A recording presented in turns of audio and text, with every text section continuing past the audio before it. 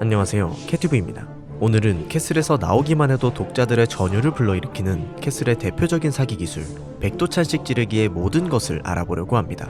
먼저 백도찬식 찌르기의 간단한 개념 설명부터 말씀드리자면, 백도찬은 캐슬 2부의 최종 보스이자 캐슬 내에서 김신 이전의 무의 상징이었던 인물이며, 당시 그와 손잡은 이가 판을 좌지우지한다 할 정도의 막강한 영향력을 가졌던 인물이었는데요. 그런 백도찬이 직접 고안한 시그니처 기술이 바로 백도찬식 찌르기입니다. 백도찬식 찌르기는 상대와의 거리가 벌어졌을 때 순간적으로 돌진하면서 중간에 의도적으로 멈춰 상대의 판단을 마비시키고 그대로 찔러 치명타를 입히는 기술입니다. 이는 펜싱의 플래시라는 기술을 모티브로 만들어졌으며, 실제 기술 영상을 찾아보면 거리가 벌어졌을 때 사용되는 점이나 동작의 형태 등이 유사하다는 걸 알 수 있는데요. 이 플래시라는 기술을 시전하는 도중 의도적인 멈춤을 주는 것, 즉 페인트를 주는 페인트 플래시가 바로 백도찬식 찌르기의 원형이라고 볼 수 있습니다.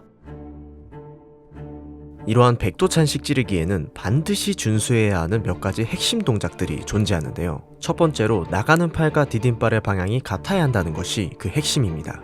이는 팔과 발을 반대로 한 채 회전을 이용해 공격하는 스트레이트 같은 공격들과는 다르게 동작의 지체 없이 즉발로 공격할 수 있어 일반적인 공격보다 한 템포 더 빠른 공격이 가능하다는 장점이 있기 때문에 필수적으로 준수해야 하는 동작 중 하나이죠.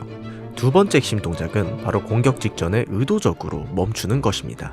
앞서 말씀드렸듯이 백도찬식 찌르기는 나가는 팔과 디딤발이 동일하기 때문에 매우 빠른 템포의 공격이라고 말씀드렸었는데요. 이러한 빠른 공격 동작에 더해 공격 직전에 의도적인 멈춤을 주게 된다면 상대에게 순간적인 심리전을 걸고 타이밍의 주도권을 가져오기 때문에 안 그래도 피하기 어려운 기술을 더더욱 피하기 힘든 기술로 업그레이드 시켜주죠. 또한 의도적인 멈춤을 줌으로써 얻는 장점은 상대의 타이밍을 뺏는 것뿐만 아니라 상대의 대응을 미리 파악할 수 있다는 점도 있는데요. 백도찬식 찌르기는 무게중심이 매우 앞으로 쏠린 기술이기 때문에 만약 의도적인 멈춤 없이 그대로 시전한다면 미지수인 상대의 대응을 대비하기가 매우 제한적일 것입니다. 하지만 역으로 의도적인 멈춤을 준다면 상대의 대응을 순간적으로 확인할 수 있게 되고, 상대의 대응에 따라 찌를 것인지 다른 행동을 취할 것인지 판단할 수 있게 되기 때문에 질 수 없는 가위바위보라는 것과 같죠. 물론 상대도 시전자의 움직임을 보고 충분히 대응할 수 있는 것 아니냐 라고 생각하실 수 있습니다만, 시전자가 돌진 도중 멈추는 순간 이미 이전보다 거리가 가까워진 상태이기 때문에 상대가 이 타이밍에 대응 자세가 안 취해져 있다면 찌르기가 들어오는 속도를 도저히 따라잡을 수가 없게 되겠죠. 즉 백도찬식 찌르기는 시전자가 한번 멈칫하는 순간 이미 대응이 어려운 구조로 세밀하게 설계된 기술이며, 빠른 템포의 찌르기와 심리전으로 상대방에게 단 한순간의 타이밍도 허용하지 않기 때문에 전투의 흐름을 잡는데 매우 용이한 기술인 것이죠. 그래서 김신이 백도찬식 찌르기를 사용할 때 대부분의 상황이 빼앗긴 전투의 흐름을 되찾기 위해 쓸 때가 많은 것입니다.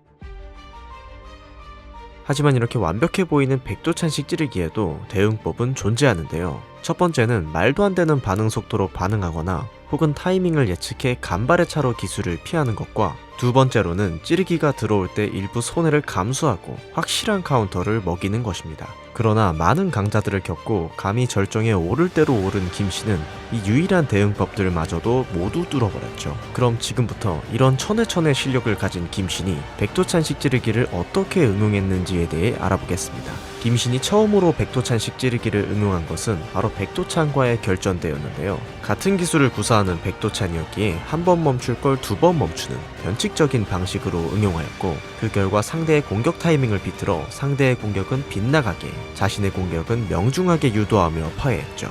일전에 리천과 싸웠을 때는 리천이 간발의 차로 찌르기를 피해 경상에 그치자 무릎을 혹사시키더라도 재빠르게 무게중심을 옮겨 한 번 더 공격하는 것으로 응용했는데요. 비록 이수로 치명적인 피해는 주지 못했지만 리천에게 이 기술은 피해도 따라붙는다는 인식을 심어주었으며, 후에 다른 대응을 유도하여 기술을 적중시키는 데에 큰 기여를 하게 되었죠.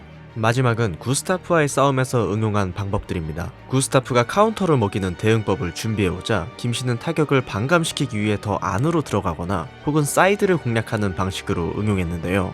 구스타프에게 이처럼 다양한 응용이 가능했던 이유는 김신이 카운터 대응법의 약점을 간파했기 때문입니다.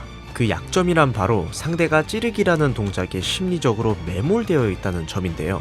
상대 입장에서는 시전자가 들어오기만을 기다리며 카운터를 준비하는데 온 신경을 쏟고 이 한 방만 성공하면 승기를 잡을 것이라고 착각하겠지만, 실상은 이와 반대로 시전자가 찌르지만 않는다면 상대는 가만히 있는 사냥감과 같은 것이죠.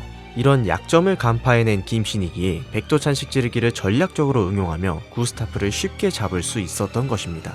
이렇듯 백도찬식 찌르기는 원래도 최고의 공격 기술이었지만 김신의 유연함과 경이로운 전투 센스가 합쳐져 이제는 정말 완전 무결한 기술이 되었습니다.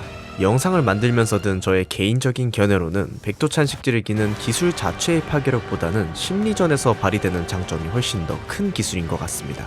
앞으로 김신이 상대해야 될 강자들이 아직 많이 남아있는 상황에서 이들은 심리전에서 지고 들어갈 수밖에 없는 백도찬식 찌르기에 과연 어떤 대응을 보여줄 것이며 김신은 또 어떻게 파야 할까요? 오늘 준비한 영상은 여기까지입니다. 이번 영상도 재밌으셨다면 구독과 좋아요, 알림 설정까지 부탁드리며 꾸준히 좋은 영상으로 찾아뵙겠습니다. 감사합니다.